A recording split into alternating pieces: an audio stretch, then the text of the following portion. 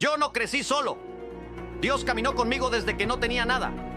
Cuando dormía en un colchón viejo y no sabía si al día siguiente comería, Él puso gente en mi camino que me tendió la mano. Me enseñó que la fe sin acción no sirve, pero que la acción sin fe es vacía. Mira, la vida me dio golpes duros, pero nunca me soltó la mano. Cuando pensaba que ya no podía más, algo siempre llegaba. Un trabajo inesperado, una persona que creyó en mí, una puerta que se abría. Eso no es casualidad, es divinidad.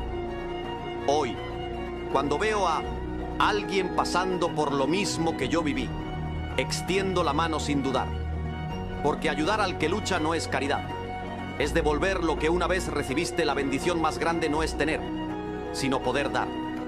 Esa es la ley de la vida.